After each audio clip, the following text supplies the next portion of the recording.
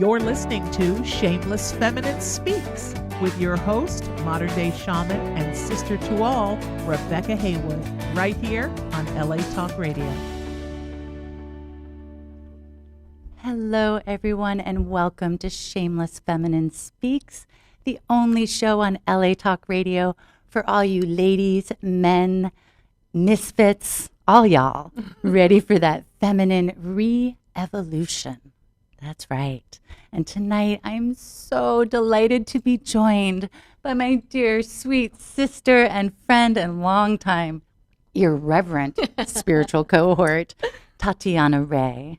Welcome, my love. Thank you. Yay. Thank you. I'm so excited. So, yeah, we are here tonight. We're continuing the conversation on sex. And I have to say, all this talk on sex, Tati, that's what I call her, Tati. Yeah. You can call her Tati, too. But all this talk on sex has turned my hair red.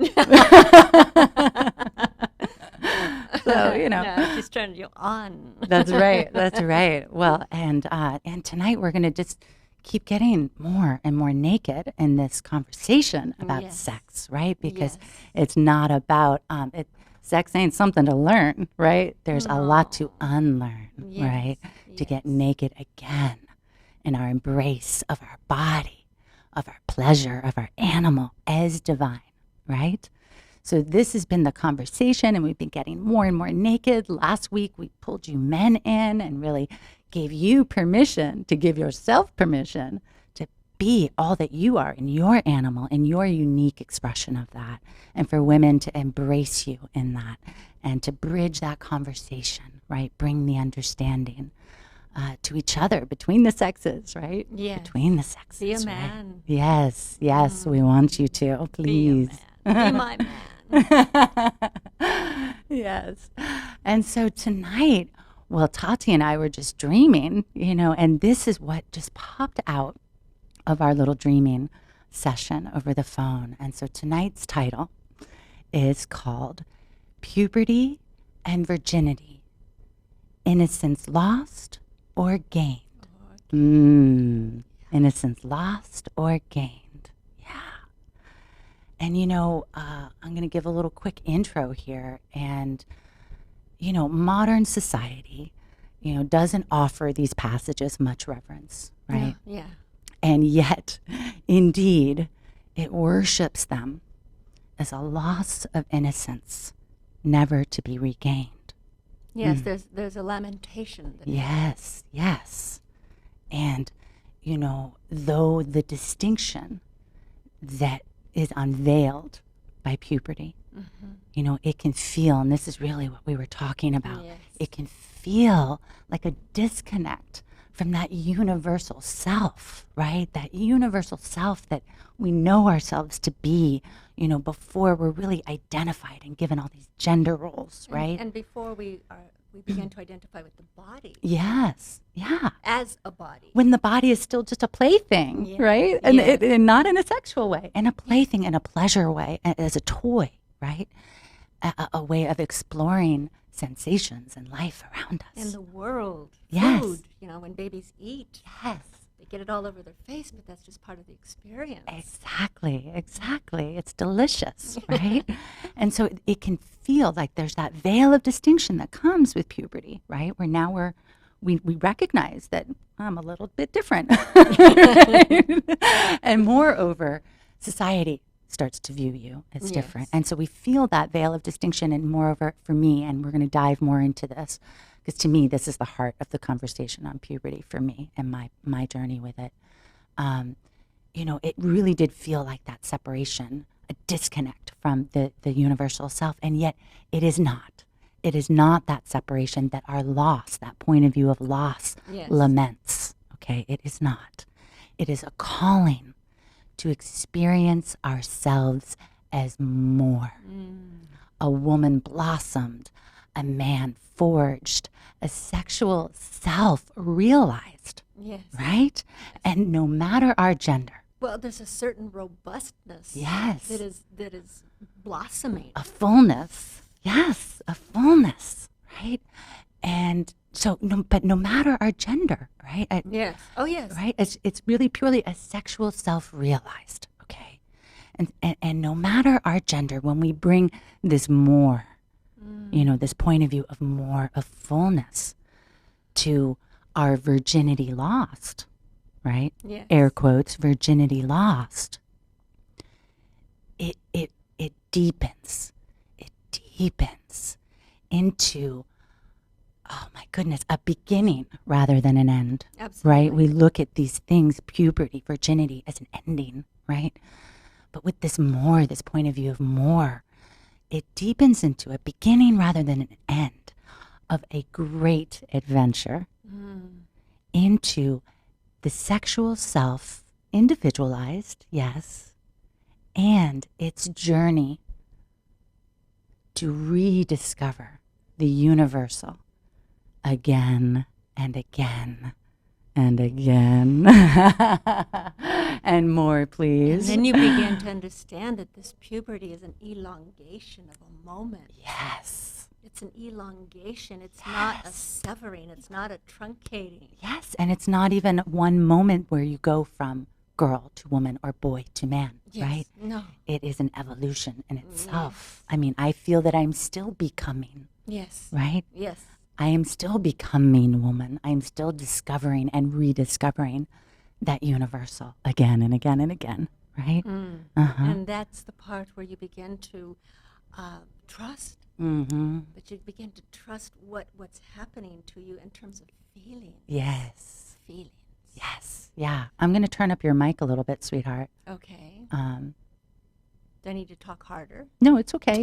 You're just sitting away from it very comfortably. So I just want to get you up a should little. I get closer? No, you're fine. Be comfortable. I am. Look at me engineering the show like a pro. Yes. So, Tatyana, I shared it on my post earlier today, this morning.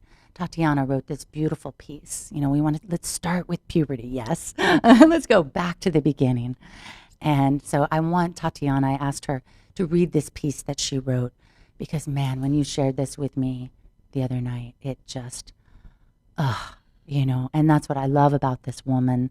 We really truly are sisters. Yes. We are tribe. And we have gone through this journey together. Yes. She knew me when I was just a little girl, really 20? 20. Yeah, 20. And still hiding my feminine. Oh, yes, and she was, we were roommates, and were you getting undressed or dressed or something? In Teotihuacan, yeah, and Mexico. I said, where did those breasts come from? I was very good at hiding them. Do you remember? I do. I go, wait a minute. Turn around. What? You have beautiful breasts. Where did those come from? Well, they were there. Yeah. And you taught me how to walk in heels. Yeah. Oh, my goodness. I remember you laid out a sexy negligee for me one night to put on. And, I think I blushed pretty much every day that trip. But it was such a good blushing. She was going to blossoming. have a maybe rendezvous. Yes. It was a maybe rendezvous. But I said, well, what are you going to be wearing? And she goes, I go, oh, no. No. And she says, you carry lingerie in your suitcase. Yeah, I couldn't believe that somebody would journey to Teotihuacan, Mexico and bring lingerie with them. It was like, me with my camping backpack. That was me, going to Teo. It's like, what do you need? A couple of outfits. You're climbing pyramids. And this woman had not just one lingerie, negligee to choose from. She's like, oh, and she's going through these beautiful silk and lace pieces. I never did wear it. Poor guy.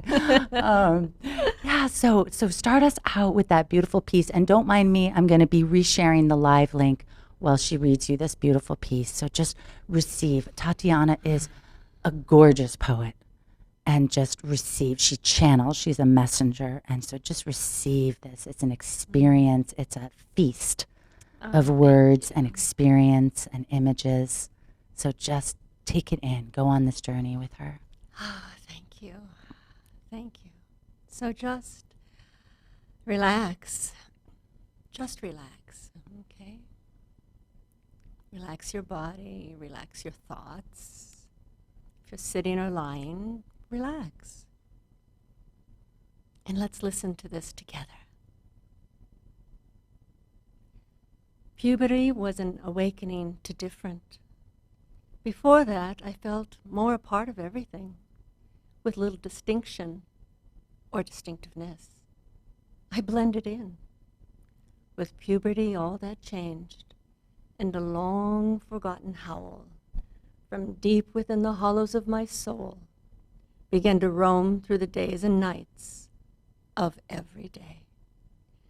A howl, a growl, a purr, a slinking and slithering, prowling and pacing. I was both silk and sandpaper. Arching in my ache, my body surging up and out, while my mind reeled, and my soul, oh, my soul dove deeper into recesses of being that were caverns of yearning. Puberty released the instinct of yes, of now, of more, as the membranes of polite, proper, please rammed headlong into swelling, open surrender. I felt the constrictions of those that sought to contain the sap that spring was trying to raise. Show me the way, I begged the silence that met my longing for immersion. I was caught between the glass of a showroom of pastels, paisleys, and parlor manners. My hips swayed, my lips pouted, my breasts heaved, my arms opened, my legs parted, my eyes beckoned. So I followed her lead. Do you see why I love this woman? Oh my goodness, darling. I just love you. Thank and you. I love what you channel. I love what you channel. And you know, just taste that journey that she just took you on all the way through to, and I followed her lead, right? And this, you know, this journey of puberty, you know, which we've already stated, isn't one moment in time. No. You know, No. it isn't just one threshold that we cross. And really, in my point of view, it's not even, you know, as a woman, you know, when I what I call my moon cycle. It's not when my menses begin. It's not even necessarily when my breasts develop. You know, maybe those are an aspect of it, but really that coming of age, that coming into womanhood, you know, it's an essence, isn't it? And it's an experience that you can have again and again, even in terms of coming to bed with your lover tonight. Yes. The first time. Puberty, of course, as you're saying, has to do with the hormonal changes, the body blossoming. Yes. But your body can blossom every night in a new way with your lover. Yes. Every night. Yes. A new you can be found. And you can explore your lover. Yeah. What is she doing? What is he doing? How do they sound? You see. Yes. We've made it as a society. We've made puberty a moment. And it is a moment that you either created something great with it or you screwed it up.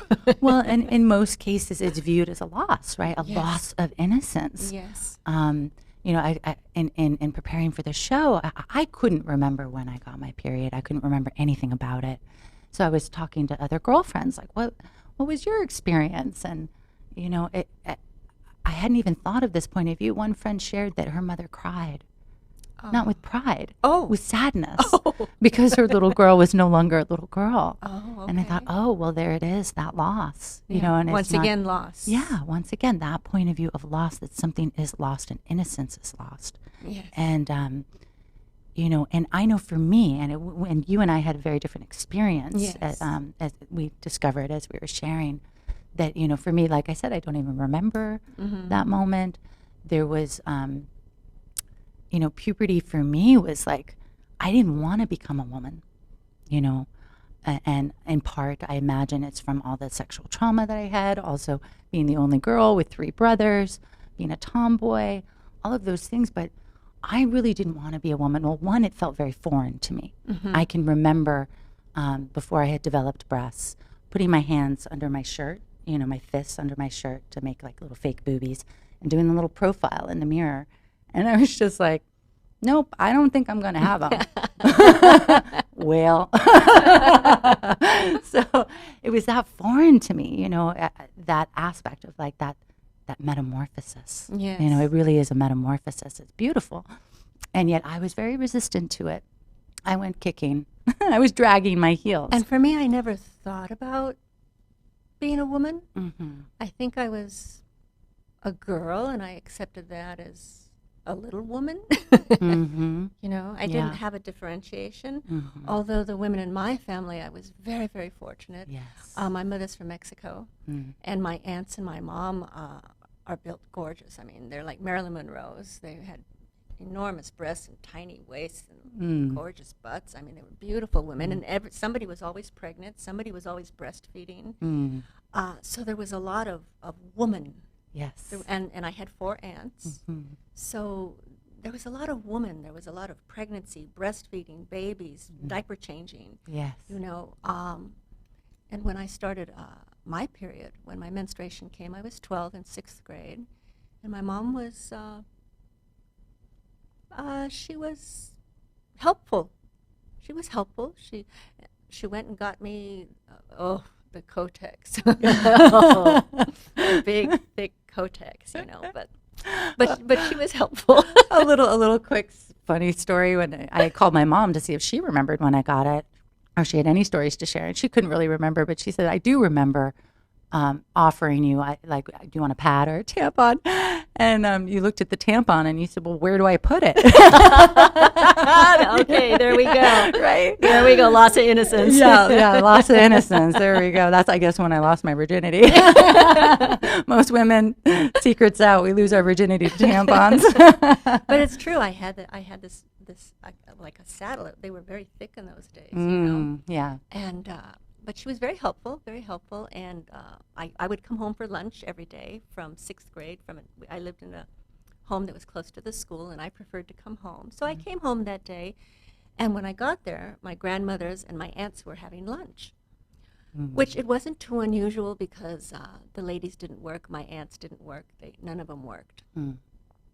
Yeah, so it wasn't too unusual. And somebody always had one of my grandmas in tow. The Mexicans. Yes, the grandmas are always in tow. Yes. So it wasn't that unusual to me. And I ate. I had my little 45 minutes, and I got up to leave. And they all got up, because they were talking. They all got up, and they came over. And as I was leaving, okay, here it comes. Oh, beautiful. As I was leaving, they all took me from the shoulders, and they all kissed me.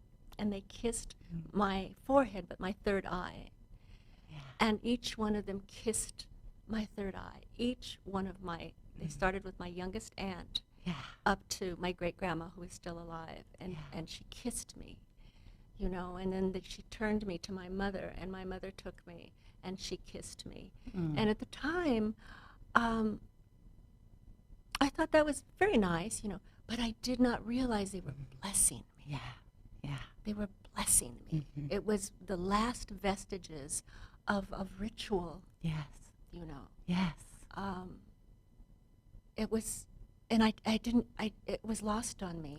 I knew it was sweet. Oh, how nice. But I saw my aunts all the time. I saw my grandma. How our families are. Yes. So it wasn't unusual to have them in the home. But they made a little line, and they passed me down the line, and they kissed me, each one on my forehead. They were blessing me. I just love that. I love that you got to have that experience. Yeah. Even though it was lost on you, as you say. Yes. You still had the experience. There was still like an initiation. It was. A welcoming into. And when I remembered it years and years later, is when I was really, I think it was more special because I was able to appreciate it in a new way as more of an adult woman. Yeah, to welcome yourself back to that moment. Yes. And what I love about this story is just, please, parents, bring this reverence, return this reverence to these passages for your children, right? Though you may not know when your child loses their virginity per se, right?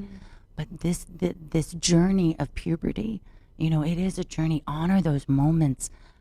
Create these little rituals from this point of view of more, of a welcoming into, of a burgeoning, a beginning rather than an end and a loss, right? Because there is such beauty gained as we are becoming this sexual self, individualized, and yet I think it's so important that aspect of honoring through ritual, honoring through reverence, and most of all that connection. And I feel what they did through that was, instead of seeing it as a severance from I was a child, now I'm a woman, it was more of a, like I said before, an elongation of myself. Yes. You see. Yes, an elongation. And so, because I saw women around all the time, as I mentioned before, it was like, I always knew that would happen to me sooner or later, I'm assuming, but they opened the door to it. Yes. But it's not like I left something behind. Right. Yeah. So, I love that. I love that you had that experience, and, and I love the juxtaposition of our journeys,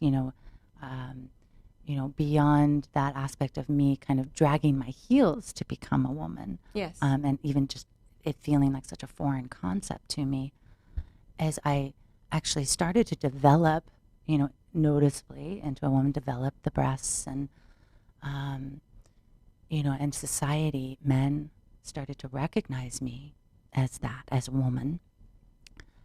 It was very apparent right out the gate, and again, in part because of my history of sexual trauma. But I was more of a prey than ever, and I felt that not as a distinction, my gender, I felt it as a disconnect, and a disconnect that I wanted to disconnect from.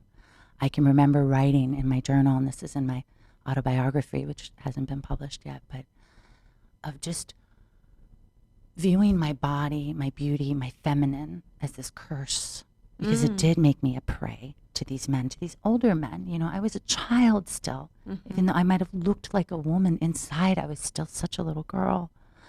And you were a little bit hesitant anyway. Right, I was hesitant anyway, exactly, and trying to hide, and yet I couldn't hide. Yeah. And and I remember writing this, viewing it as a curse, and just wishing that we could all relate to each other, let go of the skin that we're in, and just relate to each other as the light that we are, as the heart to heart. I mean, so see, you went the route very naturally of the animal divine. Yes. Or excuse me, the divine. Yes, okay? yeah. And I very naturally went the route of the animal divine. Yes, you embraced that animal. I loved having a body. Oh my God. Yes. I was so happy to have a body. Yes, yes. Yes. Well, and then, I don't blame you, darling. But at the same time, we spoke that I haven't had any trauma of any type. Yes. Until I had sex the first time. Right. But that's another story. Right. Well, we'll But get there. Yeah. I didn't have any sexual abuse. There was no spousal abuse in our family. There weren't any addictions to make me physically afraid. I didn't experience any of that. Yeah. And because I had the grace of having so many women around in the various stages of being a woman, it was so comfortable for me that when I received my body, I went into, would you say you were angry that men were looking at you in a way that you weren't prepared for? Oh, yeah. I chewed one father out. Okay, and I was angry that I had this vehicle that I couldn't use. I was furious. It's like, wait a minute. I feel feisty. Yes. I feel hungry. I feel tasty. juicy. Oh, full. God, please, Yes. somebody bite me, Yes, I wanted to share. And I wasn't supposed to. I was too young. Yeah. Right. I was too young. That's where the paisley and the parlor came in, right? Absolutely. Mm-hmm. And Polite. you don't not as young children, even teenagers supposedly. Yes. Even today, I know we're more progressive, but there's still supposedly these structures in place where you don't just have sex to have sex. Right. Yeah, that pleasure.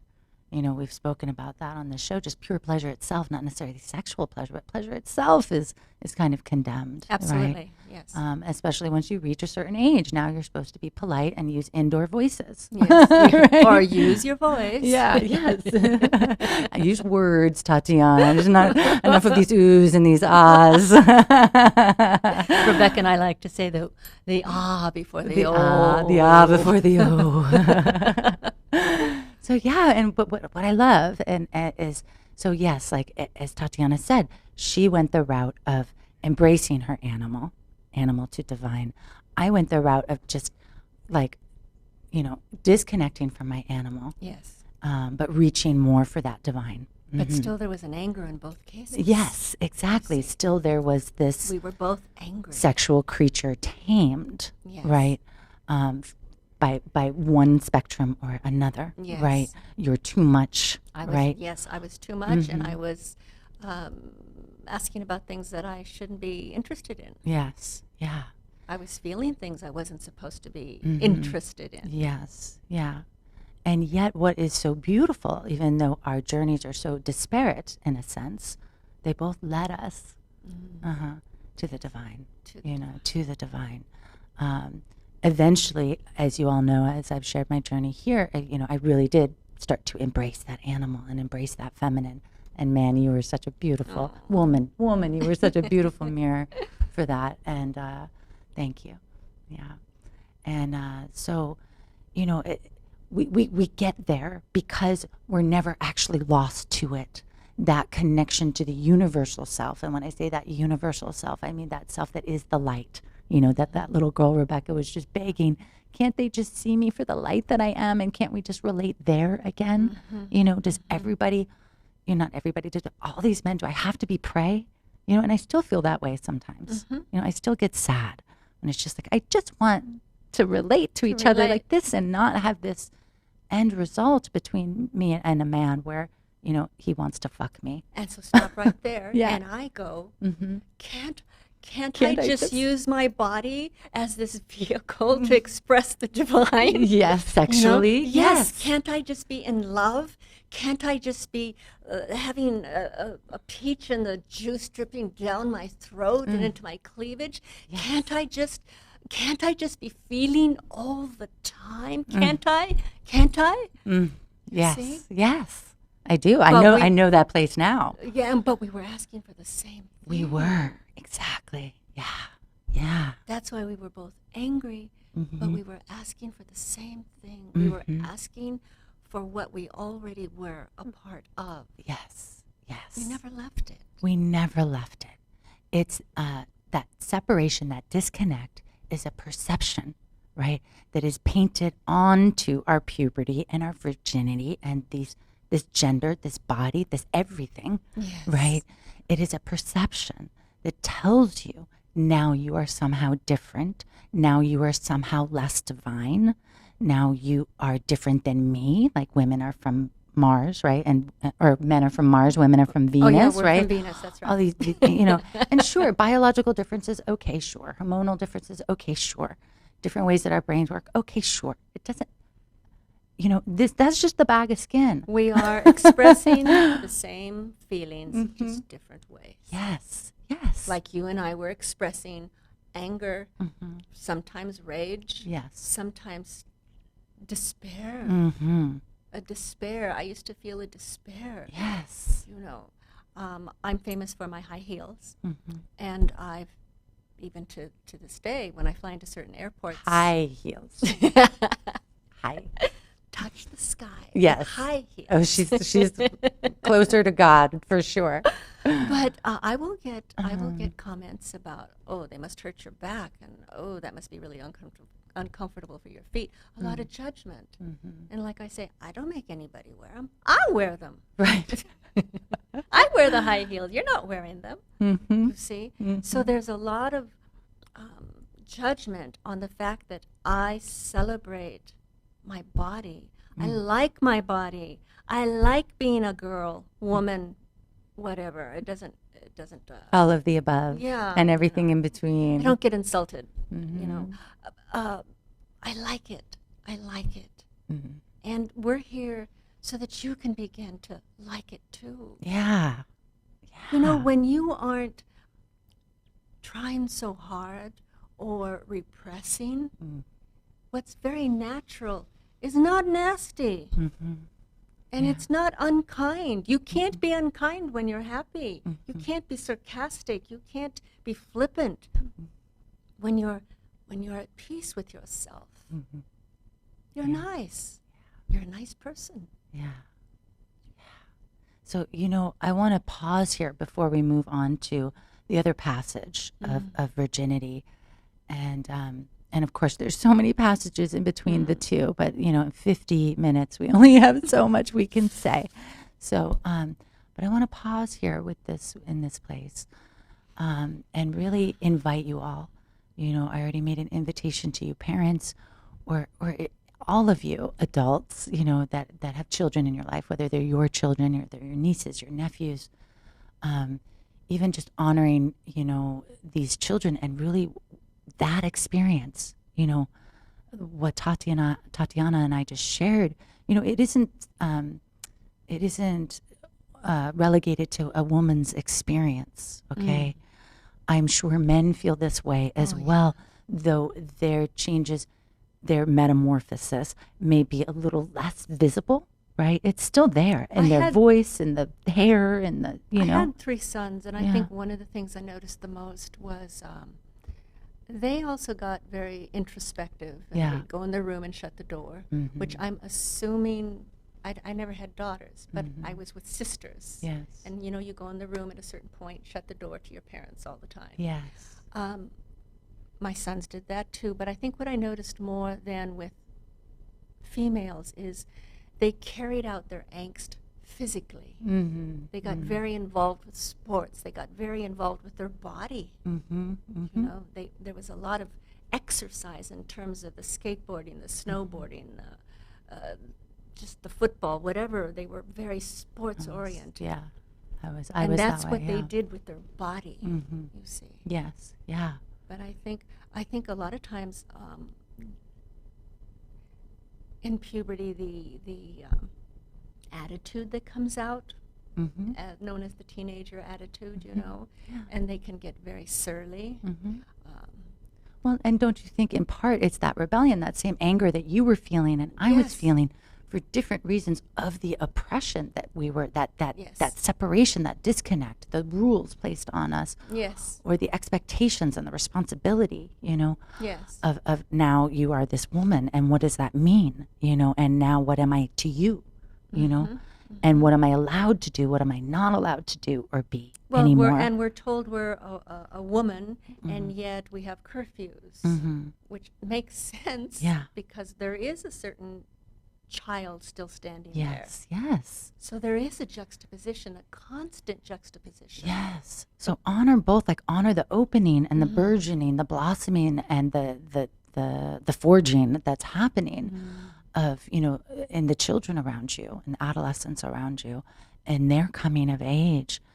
Honor that and you know, be that mirror for them to invite them, you know, deeper into that experience of themselves, to experience themselves as more rather than as a loss. You know, this is a more, this is a gain, this is an opening, a threshold after threshold after threshold of discovering more of yourself, right? And you know, be that reflection for them. Honor that, you know, that woman, you know, I mean, I was actually kind of a late bloomer, and yet I still I felt like such a child. I really was still such a little girl, despite having, these breasts and being viewed as such a sexual creature. And you're tall too. You're what, 5'7", 5'8"? Oh, to me, yeah. well, Oh, to yeah. me that's tall. I'm 5'4". Oh, yeah. Yeah, I'm 5'8". Mm-hmm. Yeah, 5'8". If I wear your heels, I'm like 6'11". No.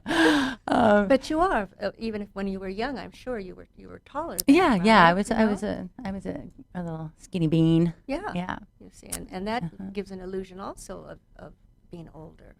Yeah. Well, and I was also kind of different. So there was a maturity to me that I brought into this world that I think got translated, in a certain, or interpreted in a certain way. So yeah, I think it's really important that we start to bring this as an opening, for our children, and start to rear them in that way with reverence. And if you see that little girl trying to hide, feeling unsure of her new body, feeling scared by how it's being perceived, take her hand. Remember, she is just a little girl.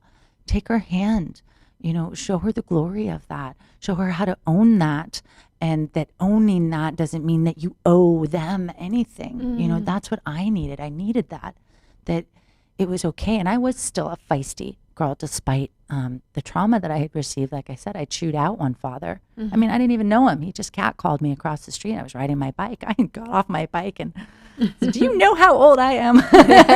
Chewed this guy out. And he skulked away.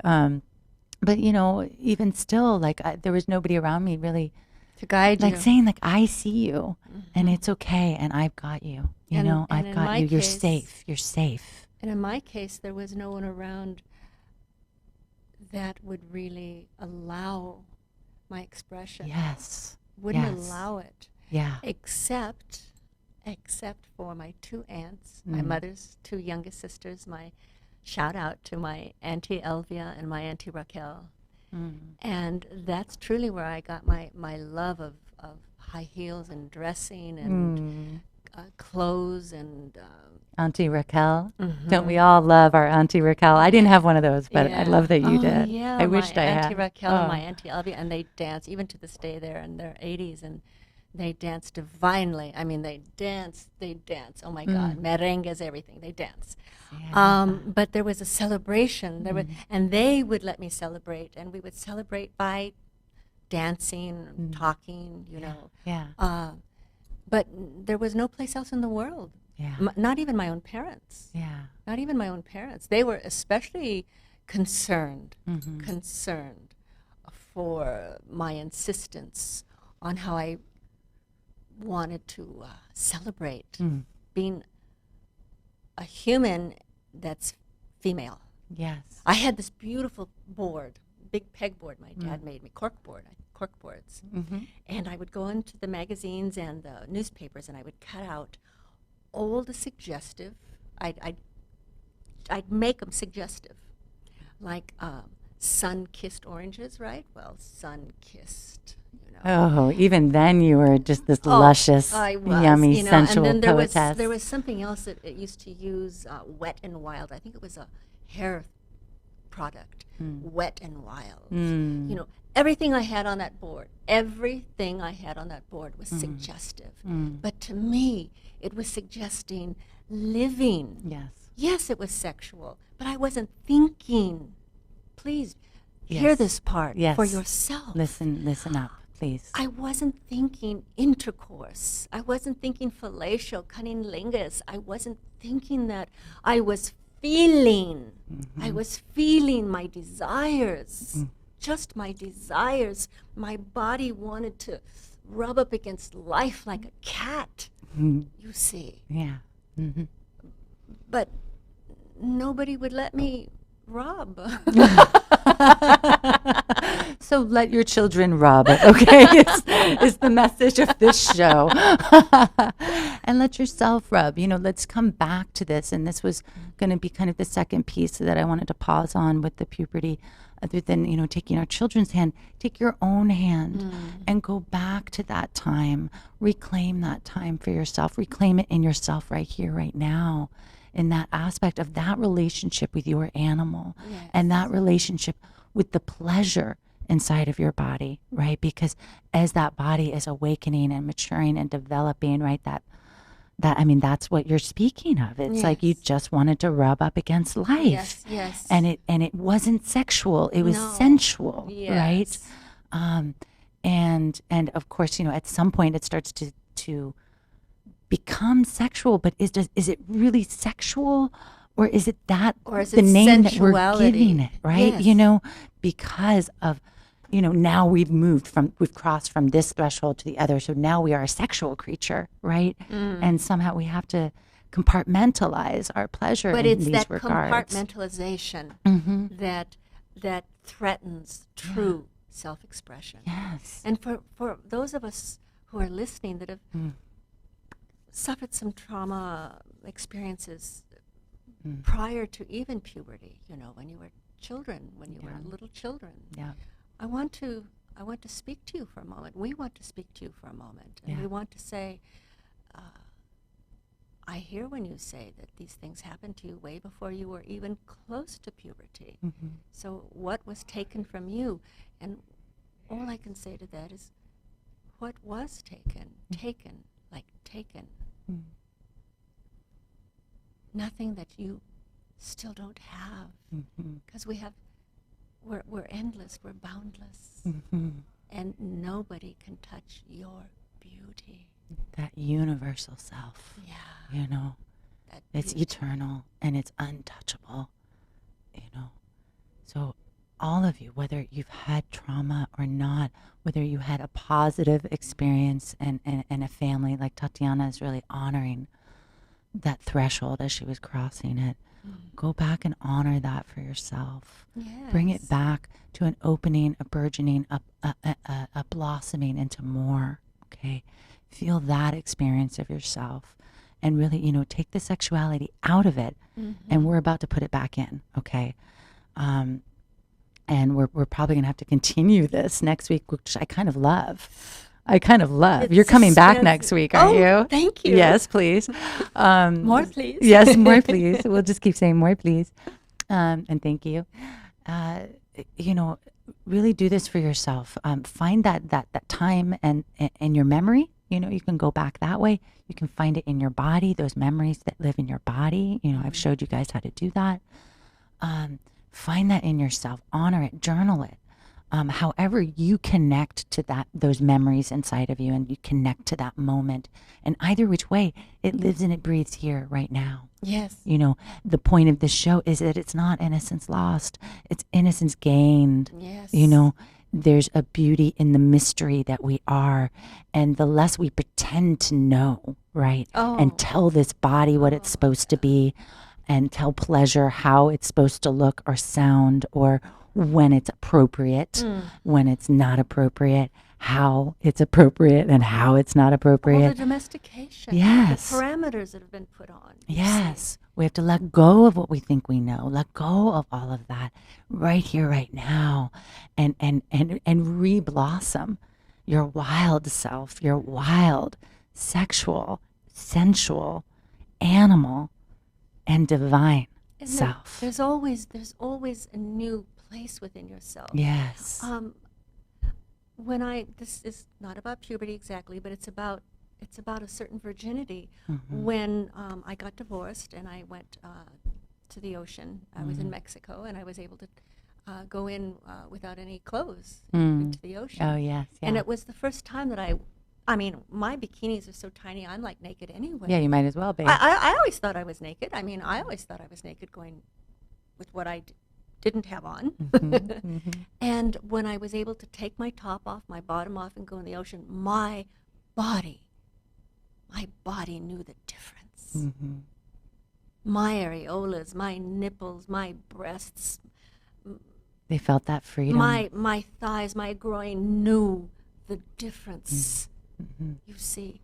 And I was, at the time I was 42, you see. And it was a new experience. It was a loss of virginity moment, you see. Beautiful. And it was a beautiful naivete that left and a wisdom that came.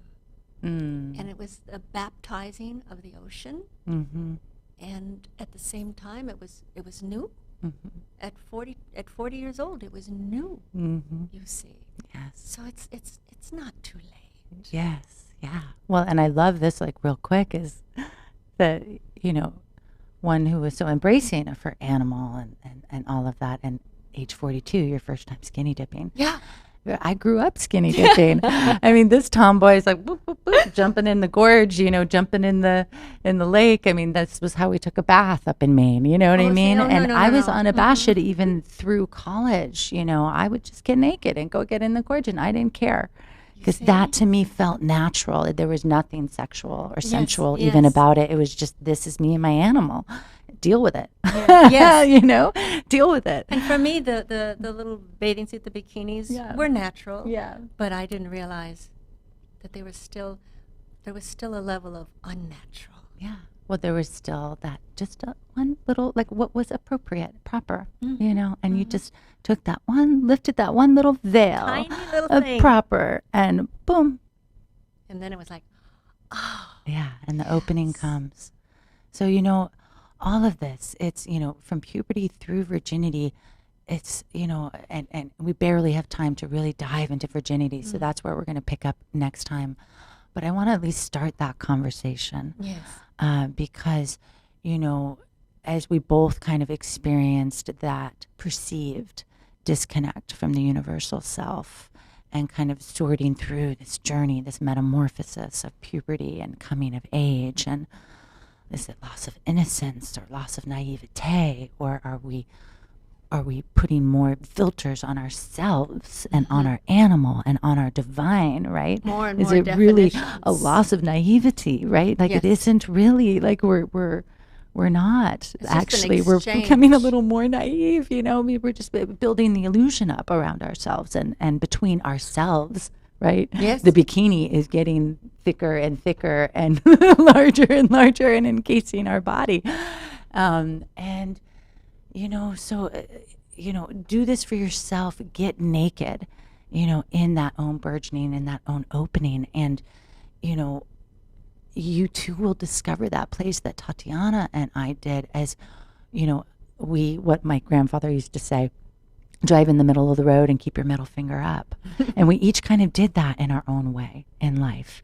Yeah. We had that resilience where she said, no, I'm sticking to, you know, my luscious breasts and this that I want to rub against life. I'm rubbing against life. I'm rubbing. You know, I might wait till you're not looking, Mom, but I'm rubbing against life. I'm rubbing. Oh, you know? And be prepared. Be prepared to not be understood. Be prepared to not be fully accepted. Yeah. Get used to it. Who do you want to accept you? You or them?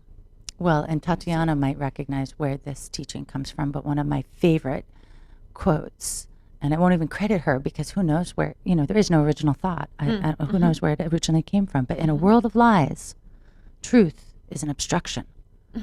In a world of lies, truth is an obstruction. So the more you are living your truth and your freedom, inhabiting this body and this animal and all its wild divine ways, yeah, you're probably going to be a disturbance. That was it. In a world of lies, truth is a disturbance. You're going to be a disturbance. You're disruption. You're going to disrupt their reality, which is really their illusion. And that's okay, because you become that opening, you become that invitation to that universal self for them, to the universal that is in all of us, right? So it's okay.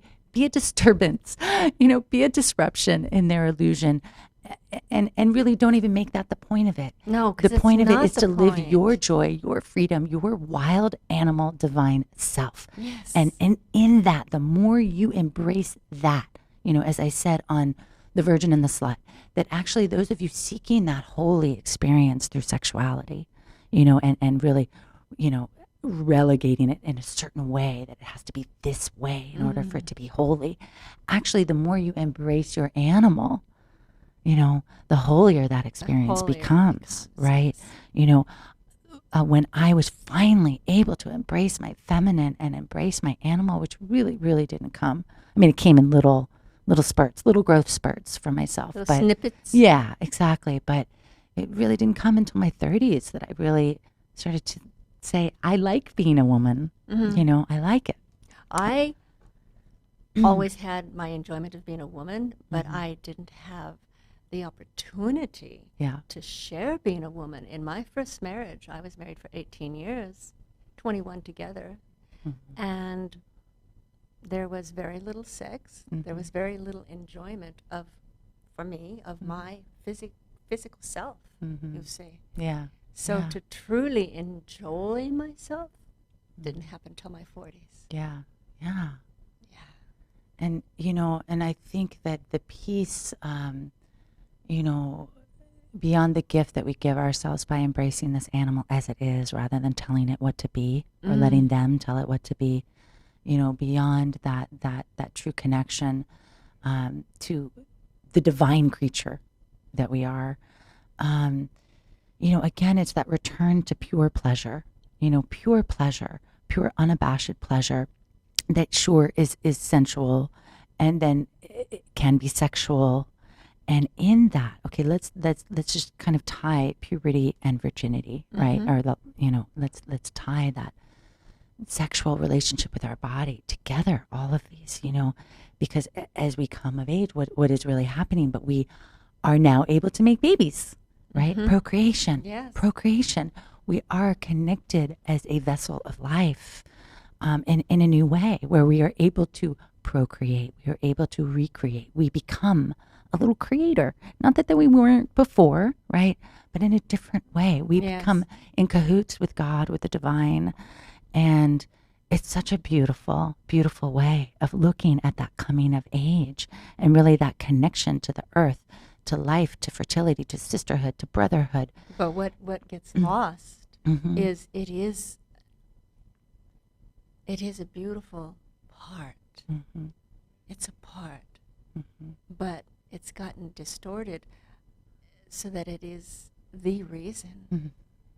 And once again, like you were saying, the distinctions and the boundaries and the labels. Yes. And then sex becomes a baby making ordeal sometimes. Yes. You see. Yeah. Whereas to be together is to be together. Right. Right. And I think that that's part of it, that what makes us a woman or a man, it isn't the size, like the size of a woman's breasts. Is she more of a woman because she has larger breasts, or him because he's got, larger balls? Like, no, it's not this that makes us a woman or a man. It's not, even the menstruation, and our ability to make babies that makes us a woman or a man. It's that essence. It's how we're inhabiting this body and how we're relating to each other and to this body and to life, how we are co-creating this life. It's that essence. It's how we're inhabiting. It's a choice. It's a choice. Are you aware? Are you aware? When you take a shower, do you feel the water? Do you feel the water? You did some exercises about the sensuality. Yes. And about the eating and the sounds and yes. But do you make that a practice? Yeah. Do you make that a practice? Puja, right? That ritual of self-love and just ritual of self-love. Putting that attention into your body and wherever you are, whatever you're doing. Because as I said in that show, I think it was Sacred Sensual is what I called it. I don't remember, but that your body was made for pleasure. It was actually made for pleasure, and so when you return that true, pure pleasure, that permission for pure pleasure beyond sexual or sexual, why not? Is there a difference? Not really. No. It can be just as pleasurable for me, the sun on my skin, the wind, Absolutely. the wind through my hair, when that the water hit my body for the first time in that way, that was a type of orgasmic thrill. Yes. And here, folks, here it is, okay? And this is a perfect place for us to land and burgeon into the blossoming, the flower, the deflowering, but really the blossom of that flower. There is no deflowering with virginity. No. And that's where we're going next week. But here in this place, the the reconnection, the rediscovery of the universal self comes through that union with yourself, that union with your body, okay, with your animal as divine, and everything between your body and divinity. I mean, it's all divinity. There is no separation. There is no actual distinction. And where you find that union, that orgasm of life, you know, whether it's with another body or you with your own body, just feeling the water on your naked skin, you know, the sun warming your skin, your face, you know, welcoming you into the day.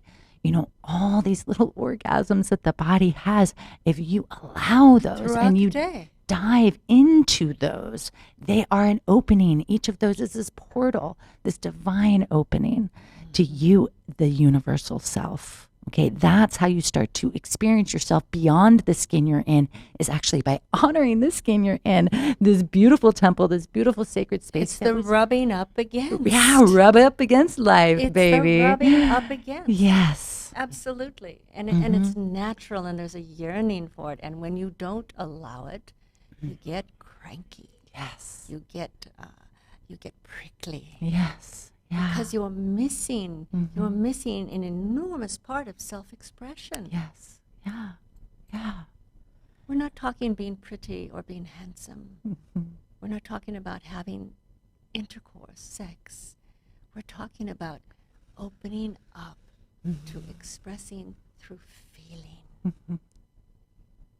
So experiencing all of you, you know, as more. Okay. And so this skin, this body doesn't limit that more. Not at all. Not at all. And if there are any of you young women out there or older women that feel the way I once felt, that this body was a curse, that this body was the limitation, it so isn't. It so isn't. Find that out for yourself. Start to really, you know, start where it feels safe for you, you know, in the shower by yourself, just enjoying the water on your skin. Make it not sexual, but sensual, where that feels safe for you. It is just as pleasurable as a sexual orgasm, just as pleasurable. And the more that you learn to surrender to yourself and to this body, okay, the more experience of you have. And then, you know, what we're going to talk about next week in the virginity, you know, then when we start to bring in another body, okay, it's far less confusing and far deeper of an experience, deeper of a delight for you. There's nothing to fear. There's not even, that separation isn't even an issue because it's you and you. And hopefully they're deep in their experience of them. And then in their union with them and your union with you, boom, that spark of creation happens. There can't be a separation. Right. There is no such thing as separation. Right. What has happened is we've been told that we separate. Yes. And they hold it in place through these various beliefs that we lose something along the way. Yeah. We lose nothing. It's a continual gaining. Even heartache. Yeah. You gain. Yes. It's all about more. All of it is an opening, a breaking open. Yes. A breaking open, a bleeding open, right? So, you know, wow, I'm thank you so much for being here. Now, where can people find you? You can find me at Tatyana Rae, RAE.com. So it's TATYANA RAE. Yeah, and so you work with people one-on-one, over the phone, over the phone. I in work person, with companies. Yeah, I work with companies, assisting them to understand the personnel issues. And find and where can they find you on Instagram? Because your writing is so beautiful. I'm at 1-800-RENT-A-GODDESS. I love that tag name. 1-800-RENT-A-GODDESS. Yeah, so please follow her on Instagram. Her writing is beautiful. Thank you. I just love you. And you're going to find her here next week, yes? Yes, thank we're you. going to continue this conversation. Oh, it's just so beautiful. Come back. And as always, you know, I'm available for private sessions, and you know where to find me, RebeccaHaywood.com. on social media pretty much everywhere as Shaman Sister. And you can find me here every week, Tuesday nights, 7 p.m. Pacific, for Shameless Feminine Speaks, where we are shamelessly shameless, without shame, without blame. And we are all, men and women, embracing this feminine re-evolution. Yes. It is time. Here's to yes. Here's to yes, and here's to more. More, please. Here's to more, baby. We love you all so much. Thank you for joining us. Thank you.